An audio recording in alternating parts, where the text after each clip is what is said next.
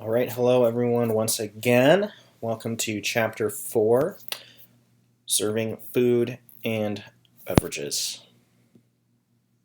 So we're going to first talk about the pacing of service. First up is breakfast. So fast and efficient, right? Breakfast, it's early in the morning. Generally, people have places to be, meetings to attend, work to go to, so they expect the fast and efficient service from both you as the server and the kitchen, right? Because guests are typically in a rush. In my experience working in a hotel environment, people come down for breakfast and they are already behind in the start to the start of their days, so they want to get in and out, which is why the menu is designed with items that are quick to execute. Breakfast is by far the most difficult meal to serve with guest satisfaction at 100% because people expect home-cooked meals when they're out on the road, and that's really difficult for us to, execute in that kind of way because everyone has their own interpretation of what an over easy egg should be, or how well done toast should be, or how thick or thin a hollandaise sauce should be. So it's just very difficult. People usually aren't the happiest in the morning either, so you have to kind of take this into consideration when serving breakfast, which is why it is so difficult. It's really important to listen to exactly what the guest is ordering from you off the menu, including all the modifications. Breakfast by far has the most modification and condiments than any other service, such as like egg temperatures, toasts, not only the type of toast that they want, but then how well done they want that. Do they want hot sauce? Do they want ketchup? These kinds of things. You have to listen because what you don't want to do is, if you're busy and you miss something that the guest asked for when you're dropping it off to the table, now you have to make another trip back out to the table to rectify whatever was wrong when you could be serving another guest on the floor. So just take your time when you're taking the order from the guest in the morning to really listen to exactly what they're saying. If you have a question, it's better to ask the question and get clarification from the guest right then and there than to make assumptions and then deliver the food and have it be wrong or not up to their expectations. So again, many ways that eggs can be prepared, such as over easy, medium hard, boiled, or I should say hard boiled, poached, scrambled. We'll cover all that in your clinical environment as well if you've never had the pleasure of working a breakfast shift before. And again, toast preferences. So this can be not only the type of toast, but how well done they want it as well. So again, biggest thing here is it needs to be quick. The goal is to get in and out, or to have the guest in and out within 15 to 20 minutes, meaning that you're dropping food anywhere from the 8 to 12 minute mark. It really shouldn't go any longer than that. Brunch, I don't have a slide for brunch, so we'll just talk about that now. Brunch is a little different. That's usually a little bit more laid back on the weekends. People aren't in as big of a hurry, so it's a little bit more leisurely, but that doesn't mean that there should be an excuse for, a 2-egg meal over easy, toast and a side of bacon taking 25 minutes. The menus are still designed to be quick so that you can go out and get on with your day if necessary. All right, lunch. In most cases, also essential to serve the guests quickly. Many of your lunch clientele Monday through Friday are probably going to be business professionals that are on a break of maybe 30 to 45 minutes, maybe an hour. That's generous. So again, most lunch menus out there are designed for short ticket times. The Class X menus are very heavily sandwich based, so that it's just something easy to execute. We do have a couple of entrees for people that want to linger, which brings me to my next point. So some people are not in a hurry, which is why we're going to read the need as the service staff, and we need to use your interpersonal skills to judge the intentions of the guest. So figure out why they're here for lunch at that particular service. Are they here because they are meeting someone and they need to get out and go to another meeting, or are they visiting with a friend that has just traveled to town and they have all the time in the world and they don't want to be rushed? So really take a step back, evaluate why they're here. You can ask questions to provide personalized service, like what brings you in, and they'll tell you, I haven't, meeting a friend, or, catching up with my grandson or something like that. And that's an indication that you don't need to rush this person in and out like you would the business professional. So just think about your own experiences here. How disappointing is it to feel rushed when you don't have time restrictions? I know it's happened to me. It's probably happened to you before as well. You can kind of just get this sense that, you don't feel like the service staff is really invested in your time there, or they really care about you or care that you're in the restaurant. And maybe that's not the case. Maybe they're just assuming that everyone has to get in and out, so maybe it's not personal, but it certainly feels that way to the people that are not restricted by a timeline. So figure out why they're there, serve them appropriately, but also pay respect to the people that do need to get in and out. If people tell you, okay, I have 30 minutes to dine and not dine and dash, because that means they're not paying, to dine and get out, then your job as a server is to suggestively sell items that have a quick turnaround time. So maybe it's even less. Maybe they say they have 20 minutes. Okay, well, a well-done burger probably isn't going to be the best thing to suggest for this person. So maybe you suggest a soup and a salad, or just a large salad, but maybe not an add protein that's grilled, because that'll take longer. Or, there's a really quick sandwich that can be put together in just 2 minutes. Okay, so those are the things you want to suggest to those types of people and really use your serving skills. Dinner. Generally more leisurely, right? So people come in, they're probably going to be expecting courses like appetizers, soup, salad, entree, maybe dessert. All right, could be a 2-course meal, just a first course and an entree, or an entree and dessert. It doesn't always have to be 4 courses, but in general, when people are dining out for dinner, they're expecting a larger portion or to eat more food in general. So again, first bullet point here, generally more leisurely, yes, which means more time for attention to details. As we've covered in previous slides, we never know which detail is most important to the guest, which is why we have to pay attention to all of them. Okay, so a lot more things to pay attention to at dinner, such as supplementary silverware that wouldn't be there at other services, bread service, knowledge of the beverage menu. That's kind of what we're talking about. It's always appropriate to ask if there are time restrictions at dinner, especially if there's an event going on around town, or maybe the guests that are coming in are dressed up a little bit nicer than the average dress for your clientele. That's an indication that maybe it's a special evening or they're attending an event, in which case you should ask if they have any time restrictions, because what you don't want to get into is assuming that they have all the time in the world and they order a 3 or 4 course dinner, and then all of a sudden they say, well, we need to be out in 15 minutes, and they haven't even received their entrees yet. So we want to circumvent this by asking, do you have anything going on?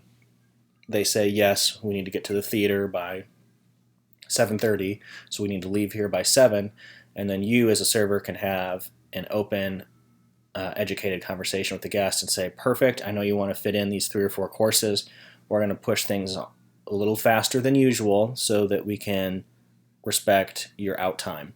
And the guests will then acknowledge that, yes, of course, thank you very much for looking out for me.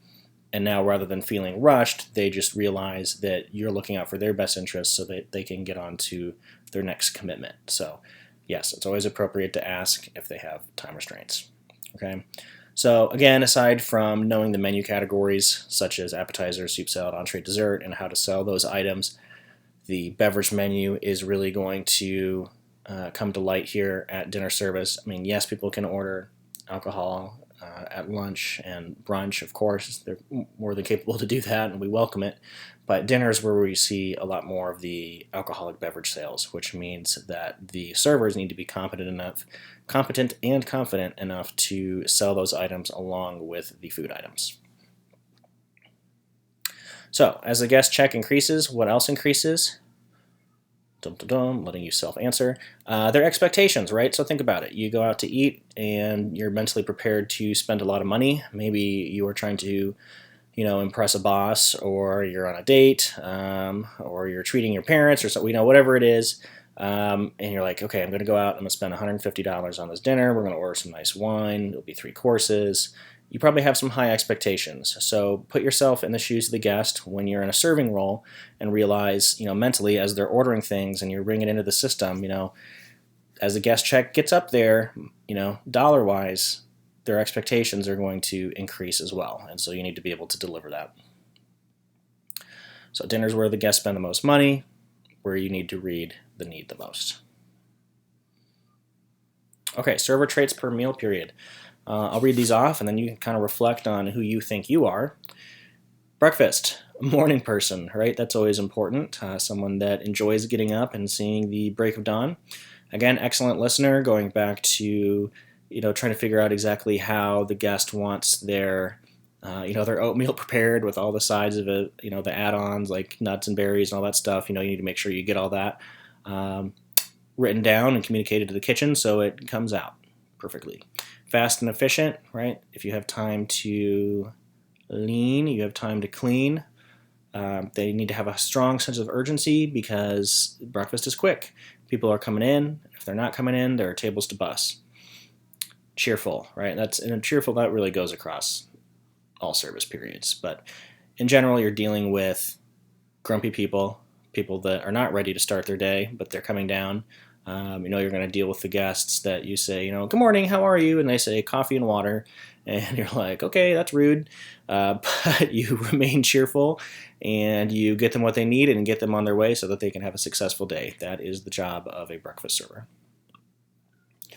Lunch, all right? We got to read the need of the guest, specifically talking about why they're here and if they have time restraints. Again, are they the business person that needs to get back to work, or are they here to linger? Is it the group of retired ladies playing cards? They don't need to be rushed. Business people, they do. So read the need, understand. Good communication skills, once again. Timely and efficient, very similar to breakfast, and just friendly. You don't need to be overly cheerful here, but friendly is good. Finally, dinner. You need to be a little bit more confident at dinner. You need to have great product knowledge, especially with the food preparation and wine and spirits. Again, breakfast and lunch, the menus are typically pretty easy to understand. Not a lot of foreign concepts, but once you get to dinner, that's where chefs tend to have the most fun with their menu, and they might introduce unique cooking concepts like braising or sous vide, something like that, where the guest might not understand what that means. So you need to be able to understand that and be able to convey what those methods are to the guest. You'd be surprised with how many guests do not know or are uncomfortable with aiolis. They might not know what those are. Again, we're in our bubble of hospitality here, and we're lucky, and a lot of people know what these items are on the menu because we're surrounded by that every day. But a lot of guests don't. So that's your job, to break these things down so that they feel comfortable ordering the items that intrigue them. Of course, wine and spirits, we kind of already talked about that. You need to know the cocktail menu, the wine list, the beer list, understand just in general what things pair well with other items. And of course, observing and listening to the guest preferences, not upselling where that's inappropriate. You want to suggestive sell the things that the guests are looking for without being obtrusive. Service experience, so it's good to have a little bit more experience in general. You don't want to be green going into dinner service, which is why a lot of places will start you off as a breakfast or lunch server and then move you into dinner once you kind of have the rhythm of the restaurant down and have a better understanding of how the kitchen works and the expo line works and what the menus are. They want to make sure that you are being the best advocate for the guest. And of course, being outgoing is important here, which kind of really ties more into the confidence thing, right? You don't need to be overly cheerful at dinner, but you want to make sure that the guests are having a good time, but they're also engaging with the other guests at their table, and you're not being too intrusive into their experience. Okay, so tips for proper table service here. This is just kind of a laundry list that we'll go over. Serve food from the left with the left hand. So again, you need to imagine everyone raises your left hand. Okay, so you're going to go in and you're going to serve the food with your left hand to the guests. And then we're going to clear plates from the right with your right hand. So it comes in from the left, goes out through the right. Exceptions to this. There are always exceptions to the rule, as with anything that you're learning in this course in hospitality in general. And that is, we break the rules or these guidelines when it is not in the best interest of the guest. So we're thinking about tables that are against a wall right now. Okay, if you're in the seat and your right side is to the wall, we're not going to go around to the right side of the guest against the wall and try to clear that plate. We're going to stay on the left side of the table where it's less awkward, and will, obviously you can serve from the left in that seat, and then you'll also clear from the left. Or booths, right? Another good example, okay? You can't serve from the left, clear from the right when you're serving a booth. In fact, sometimes if the booths are large enough, you kind of have to get the help of the guests that are sitting there to help deliver food and beverages to the guests that are sitting on the inside of the booth. So, general guidelines, you want to serve from the left, clear from the right when talking about food, but always do what's in the best interest of the guest. Serving beverages before food. So this situation is talking about, maybe they put in an appetizer or a first course, and they order drinks, usually from the bar, and for some reason the food comes out before the drinks come out. Okay, that's just kind of a service faux pas. We don't want to do that. We want to make sure that the beverages are coming out before the food.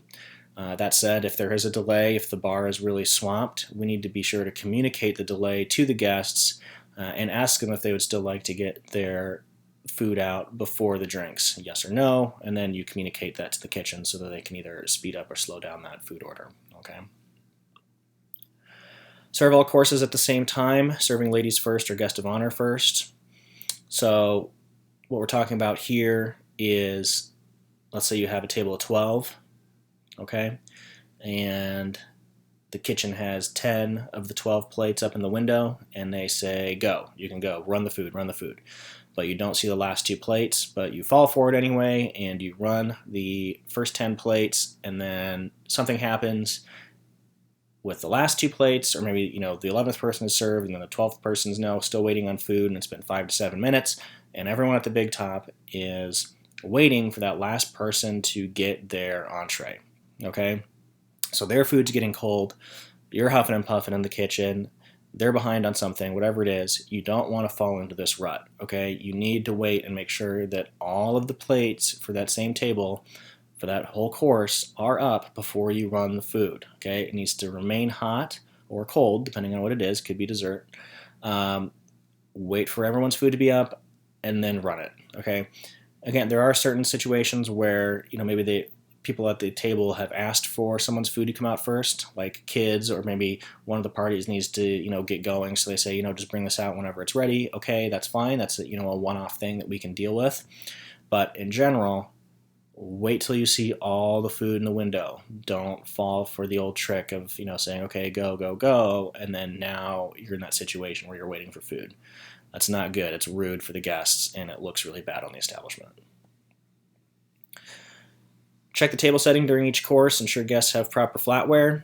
Okay, you're never going to tell a guest, oh no, you should hang on to that fork as you're clearing a setting from their appetizer or first course thing. We just never do that. Okay, if they're handing you a piece of flatware and in between courses to take to dish, you take it and then you replace it with something new. Never tell the guest to keep it. So just make sure that, that if it's a 3-course meal or 4-course and they've had an appetizer and then their salad, and both of their forks have been utilized, that you're dropping another fork before the entree hits. That's what we're talking about.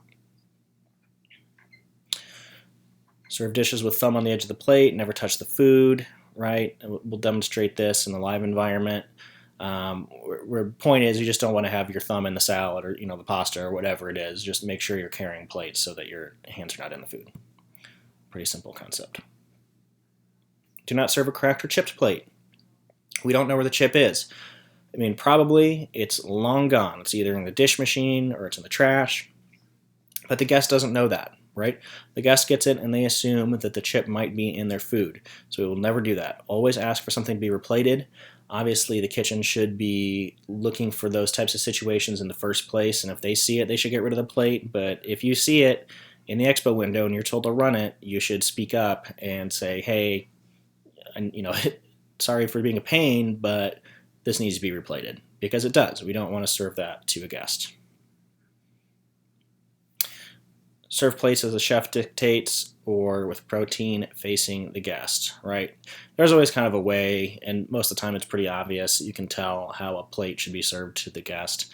But if you have questions, just ask the chef or the kitchen how they would like that to be presented. And then the key here is if multiple people at the same table have ordered the same item, you want to make sure that you are dropping that in a consistent manner to each guest. So, it's not rotated 90 degrees or 180 degrees guest to guest. That would be improper.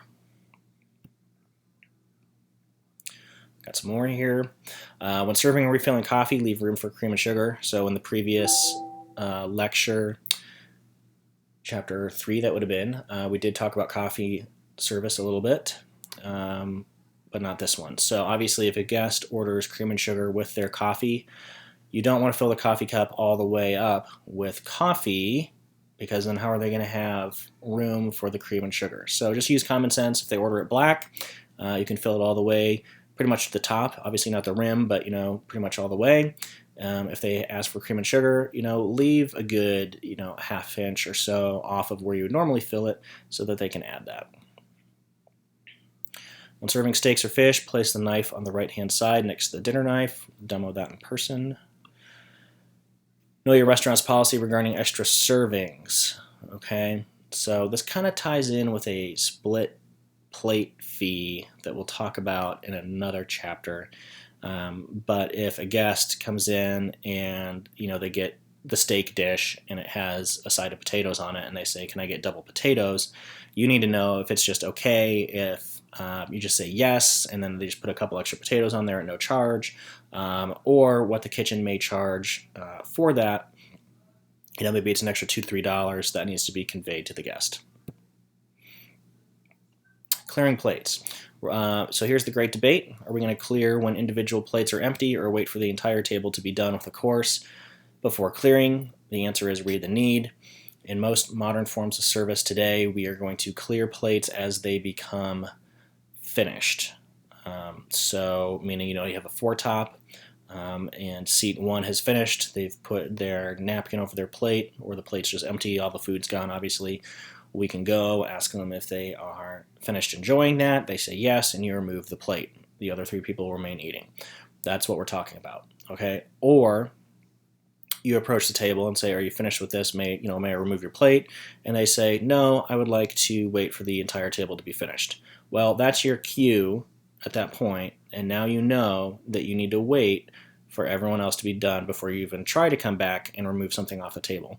So if it's a 3-course meal and they let you know that at the appetizer course, then you know for the entire rest of their experience that you need to wait until everyone's done with their respective course before bussing the table. So just read the need.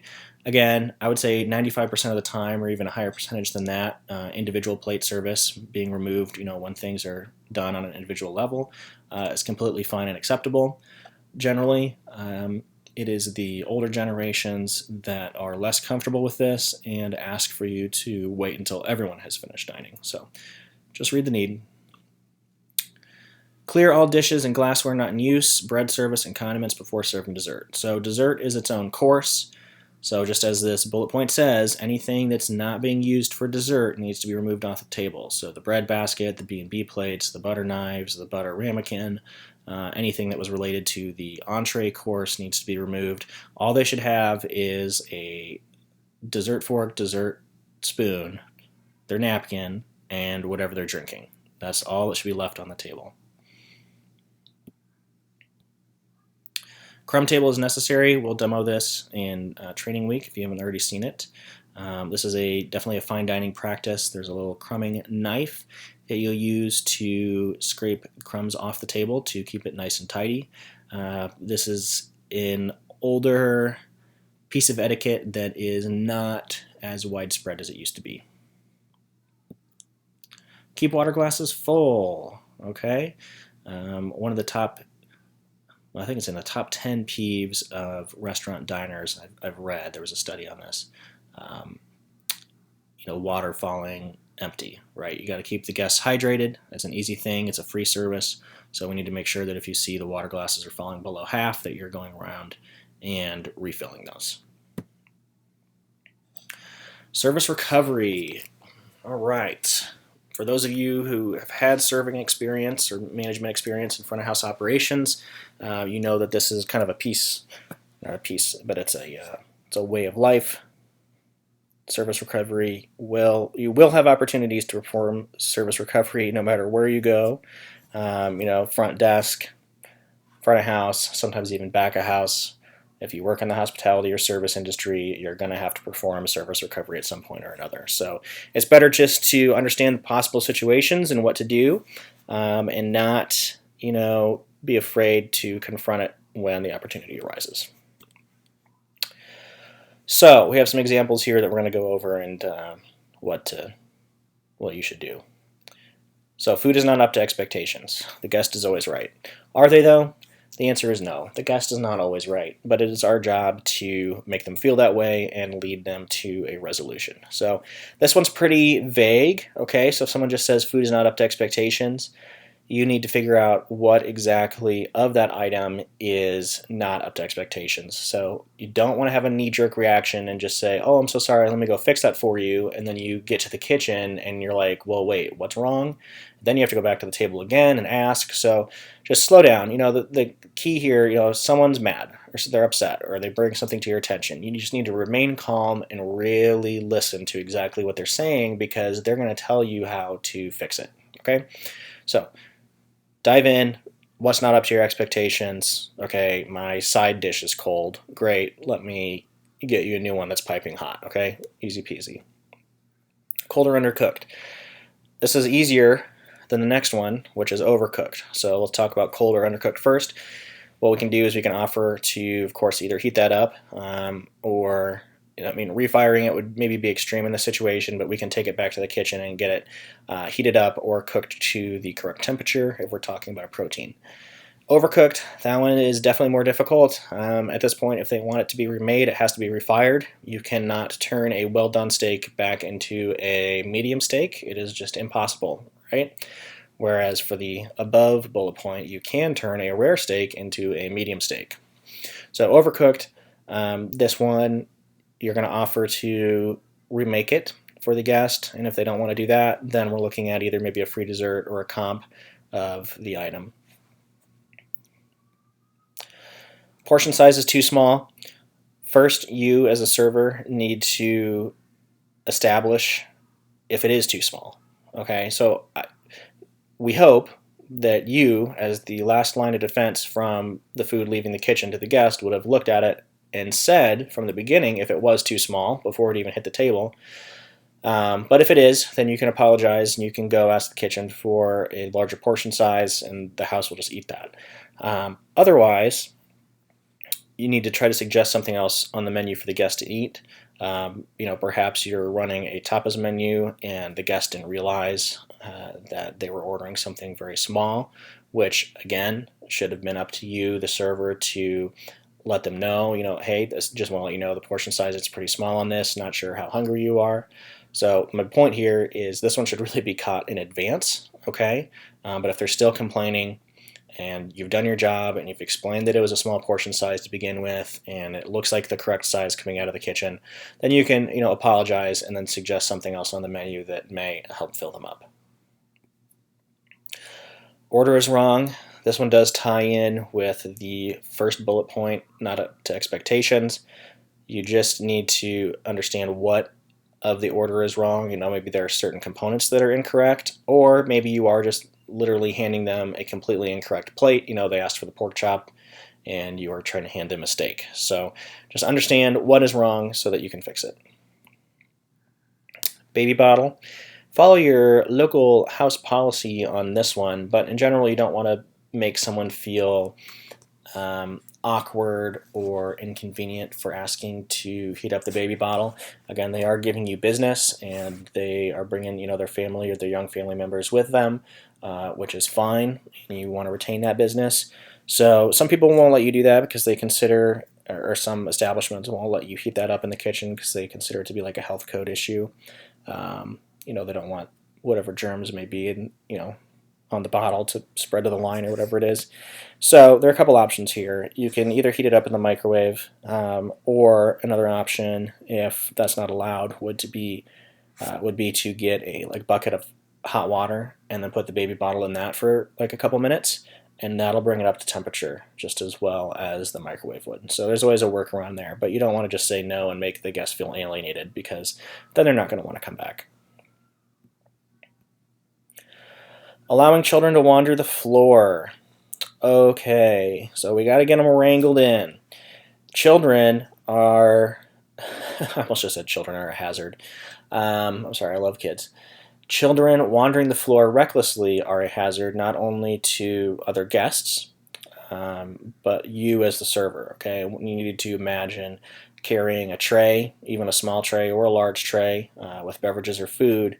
That is a blind spot, just like driving on the wrong side of a semi. So if that kid is under your blind spot and you're walking quick, because in the restaurant industry everyone has a sense of urgency and we're always in a rush, right? So we're rushing to get this hot food out to the table or beverages out to a table so we can go take an order from another table, and that kid's in your blind spot and you run over them, you're either going to injure the kid, you're going to knee him in the face, you're going to trip and fall, which is going to result in the food and beverage falling. So not good situations. It's just a hazard. So what you need to do is or this is maybe more of a manager conversation, is to go and talk to the parents and ask them to, or the guardians, and ask them to wrangle those kids back to the table or booth where they are.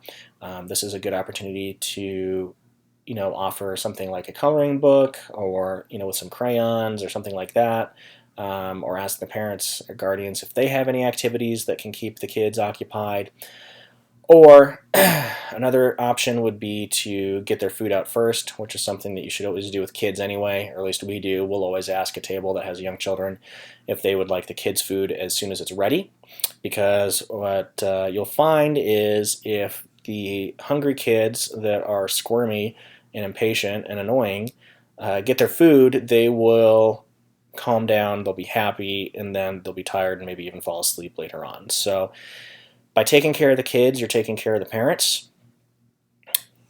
But back to this bullet point here, that should not be allowed. It's a danger, and that is the phrasing that you or the manager would use to the parents. This is a hazard. We don't want your kid to get injured. We don't want our service staff to get injured, or another guest to be injured by something falling onto them if we were to trip. Too many guests in one section. So this is if you ever heard the term, I've been double sat or triple sat, that means a server just got 2 to 3 tables at the exact same time rather than being rotated in or out between other servers. So maybe that's either an error on the greeter's behalf, or perhaps that is you're just busy. You're just busy and you just got 3 tables at once and everyone else just got 3 tables at once. So what you need to do here is you need to ask for help, absolutely, from other service members or your manager, okay? And if they're not able to help get those tables started, what you should do is you should at least go and make what we call first contact with each table, even if you can't take their beverage order there or do your normal spiel right away. You should go and say, hey, I'm Jacob. I just want to let you know that I am your server. I just have 2 other tables that sat at the same time. I just want to let you know I am aware you're here. I got to go put this order in, and then I'll be right back. Something along that lines is going to let the guests know that they are taken care of, that you're aware of them, and that you will be there. And they will be at ease knowing that they have someone assigned to them. The worst thing you can do is to just keep focusing on your next task without communicating in advance to these other tables, because then they're going to wonder if anyone actually knows that they're there. So you don't want to do that. Ask for help first. If no one's able to help, communicate to the tables that you know that you need to go there at some point. Spilling food and beverage on a guest. Never a good situation. I've done it. You may do it. Plenty of our service staff have done it. It just happens. It is a reality of working in the restaurant industry. Okay. First thing we need to do is make sure that the guest is okay. All right. Whether glass broke or not. If something is on them, we need to guide them to the bathroom with some towels. And my pro tip here is a towel soaked in soda water or club soda. That is the miracle cure for anything food or beverage stains. Food or no, I should rephrase this. Yeah, especially beverage stains. Okay. club soda on a rag, rub it on the fabric, it'll usually come right out. Okay, so that's a good way. So send them to the bathroom with those types of things, the rags, club soda, and then we need to evaluate if the table has a major spill on it or not. And so we'll look at it and we'll say, okay, can we move them to another table, or should we move them to another table? Maybe the spill only hit the chair. That's an easy fix. We'll dry it off. But if it's all over the table, then we need to move them to another table. If there's no other table available because we're that busy, then the whole table needs to be flipped very quickly and dried off so that the guests may resume dining. Okay? From there, we can, especially here at the hotel, and a lot of other places follow a similar policy, but ask your managers before you offer this. We will offer to dry clean the clothes that have been soiled because of our mistake. And this has happened before. So obviously the guest probably doesn't have a change of clothes with them. So what this looks like is saying, please enjoy the rest of your meal. We would like to dry clean your clothes for you, and we'll cover those costs. If you'd like to come back tomorrow and drop the, this item off, this garment off, we'll send it in the dry cleaners, and then we'll give you a call when it is ready for pickup again. And that's a nice thing that you can do, and that will really put the guest's mind at ease because they know you're going to take care of it. And I guess I should also mention, that's one form of service recovery, but another thing you could do if they're uninterested in the dry cleaning is you could try to take care of an appetizer or dessert or a round of beverages on the ticket as well. I think that would definitely be warranted. All right, kitchen 86 is an item. 86 means that they're out of it. For those of you that don't know, it's just kitchen lingo. So during pre-shift, we cover items that we have low counts on or that we're out of. So in theory, the server should be communicating with each other on those low count items when they're being sold, so that we should always have an idea of kind of where we are with that throughout the night. But this does happen, so it's busy. Server Sally sells the last steak. You're unaware of that. You sell another steak at a different table all the way across the room, and you go to try to ring it in at the same time. She gets it in first, and now you're out of it. So you have to go back to the table. Okay. Well, this is awkward because everyone else's order is fine, and now the guest that's affected has to look over at the menu. So you always want to take a menu with you to the table, and then this is where your suggestive selling really comes into play. You want to, don't just abandon the guest. That's the worst thing you can do, is say, okay, yep, sorry, we're out of that. Here's the menu. I'll be back in a minute. Wrong. You don't want to do that. You're going to stay with the guest, okay? Suggest a couple other things, like, I know you wanted this steak. I know you wanted the ribeye, but we still have the New York strip, or we still have the filet, or maybe you don't have any other beef options, but there's a lamb option. Have you tried lamb before? It's very similar to beef. It's a red meat. I think you'd really like it. Suggestively sell, stay with them, and figure something out so you can get that ticket in just as quickly as you maybe could have if the item wasn't 86th, okay? And you also don't want the guests to just feel like abandoned, and now they feel pressure from everyone else at the table to order something quickly. So just stay with them, make sure they're getting something they really want. Foreign object found in food. This is by far the most difficult one to recover from. Just bar none. You'll hear stories. You will hear stories of these on the news. Most commonly, it's like plastic. Especially in salads. Lettuce comes usually wrapped in plastic bags, and sometimes that will end up in the lettuce mix, and they don't see it. Hair is another one that's really bad and a huge turnoff for people. Sometimes paper towels. But a foreign object is anything really that should not be in the dish, right? So again, hardest one to recover from, because if someone's finding hair or a fingernail or some tape or some plastic, that just generally shows negligence on the kitchen's behalf, and so they just lose faith. And so it's very hard to say, let me try to get you something else, or would you like it to be remade, because they're not going to believe that it can be remade correctly the second time. So from here, this is usually going to end up in a comp situation, so taking care of it. with also the tie-in of offering a gift card so that they may return and try your service again at another time when they have settled down. But sometimes you will lose guests for life if this is a bad enough mess up and service recovery isn't performed appropriately. So that's the hardest one. Guest complains despite eating most of the portion. So a couple things could have happened here.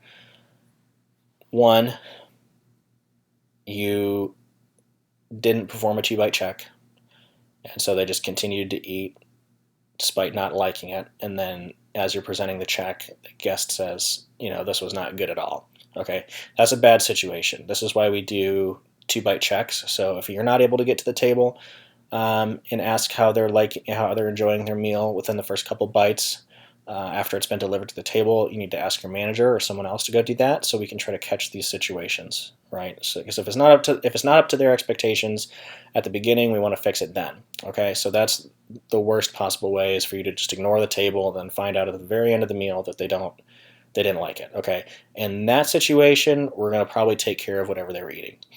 But there are also people out there that exist that will try to just get free meals when they go out to eat. So what that looks like is you did everything perfectly, and you took their order and you delivered the food, and within the first couple bites you went over there, how's everything tasting? Are you enjoying your steak? They said, oh, it's the best steak I've ever had in my life. It's so good. And then you come back later to present the check and they're like, this was just not very good. I'm not a big fan. It was overcooked and the sides were cold and whatever. I'd like this taken care of. Okay, well, now that should be an indicator to you that they might be trying to get something for free, and this is where a manager should probably take over.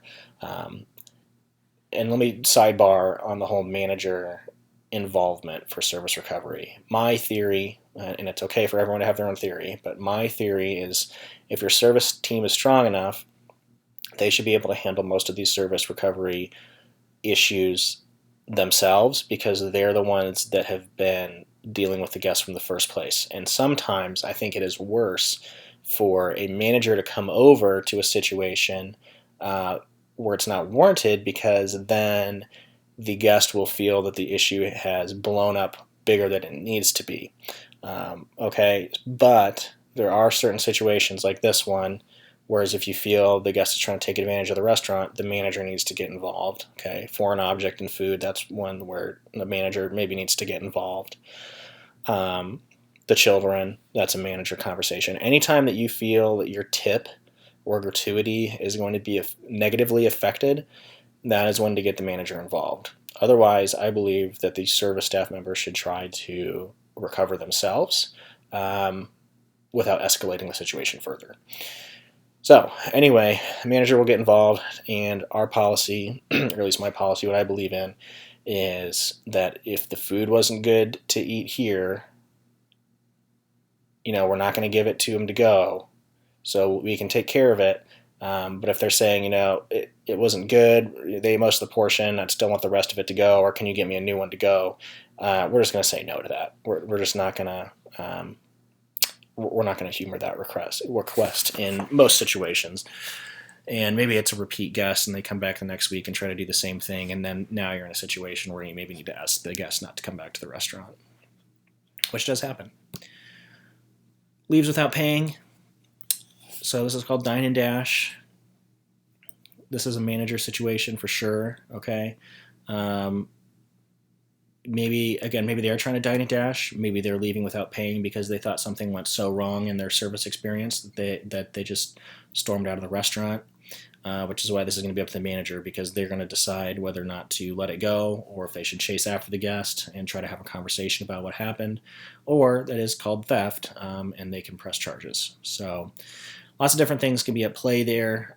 Sometimes it's guests do this without, wrongful intent. Maybe they had a few too many to drink and they were just having a good time, and you presented the check and they signed it because they thought it was the final receipt, and then they walked out. So lots of different things can be going on here. It's better just to let someone else investigate why and try to deal with it. So the restaurant reality complaints are not always reasonable, but likely have a solution, right? That's the job here. Overall, at the end of the day, the point of service recovery is to make sure the guest is either leaving the restaurant satisfied or willing to return to the restaurant to give it another chance, right? The whole goal here is to not lose current and future business, because again, we are a business and we want their money. So, by following this kind of advice that both I and the book are giving you, you have a really strong chance at, regaining that business or restoring that person's faith in your establishment. My last point on this is service recovery is human, okay? And when we talked about desirable server traits or qualifications in chapters, I think it was chapter 1, one of them was honesty. And that is where, honesty really comes into play here with service recovery. You never want to try to cover something up to the guest. Always be honest about mistakes. Be honest about something not being up to spec. If they're saying their steak is overcooked and you're trying to play it off like it's the right temperature, even though you know it's overcooked, just don't do it. Just, agree, understand that something's wrong, admit the mistake. That's the best way to start mending the relationship with the guest, is honesty. Okay, so from honesty into this, steps to recover, the help steps. So 2 methods here. The book is on the left side, and then the one we use at the hotel is on the right. Ours is a nice little acronym. The book's is not. So the book says we need to listen to the guest, understand, and that's supposed to say empathize. That's my bad, not emphasize. Understand and empathize, apologize, and then resolve. So I'm not going to dwell on that one. Let's go over to the help steps. So HELP. Very similar. Help them out. Hear them out. Okay, we're going to hear out the guest. Sometimes that's all the guest needs. Sometimes people just need to express their displeasure, and then once they get it out of their system, it's like you don't need to do anything else. They already feel better. They might even feel bad about bringing something up, and then it's over. So the first step is just so critical. Don't interrupt the guest. Don't try to assume what's wrong and fix it without hearing them out first. Let them fully explain the issue. Sometimes that'll just solve itself. But if not, of course, we're going to empathize with the guest. Empathy is putting yourself in their shoes. So you've heard them out, and then you say, I completely understand. I am so sorry. I would not want to eat a steak that looked like that. Either if I had ordered it medium rare, it's clearly overdone. Here's what I'm going to do. So now we're getting into L, lead them to a resolution. And so you can list out a couple of different things. I can take this off your bill for you. I can provide a free dessert. I can refire this. And then you need to provide the resolution. Don't lead them to something that you can't provide. So if you can lead them to something and they're satisfied with it and you provide it, then there's no reason that the guests shouldn't be satisfied with the service recovery, and there's no reason that they should leave the restaurant unhappy. Okay? Sometimes it's appropriate to ask the guest what they would like you to do. Okay? If the guest, you could say, so the point here is rather than saying, I can do this, this, and this, maybe what they want isn't in that list, so then you can ask, what would you like me to do? How can we make this right for you? How can I make this right for you? And they say, well, what would be really nice is if you could take this off my bill and provide a gift card to return. Okay, they told you what can make this right, go do it. Talk to your manager, say, here's what they want. Can we do this? They're probably going to say yes, and then the guest is going to be happy. That is the absolute best way to handle that situation. Just make sure that whatever you're offering, you can actually provide. So again, this isn't something that you should shy away from or be afraid of. Service recovery, it happens. People are going to be upset. Mistakes happen. We're all human. It's best to be honest, transparent, and just confront it right away rather than waiting. The longer you wait to address an issue with guests, the more upset they're going to be. It kind of snowballs. So nip it in the bud, and you'll be good to go. All right. The first few times you do this, it'll be awkward, and you'll probably stumble over your words and feel bad.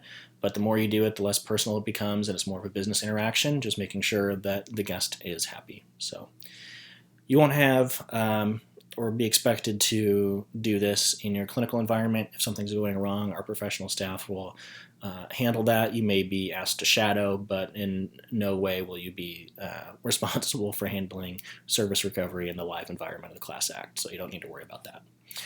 that is it for today for Chapter 4. So thank you so much for tuning in, and we'll do Chapter 5 next.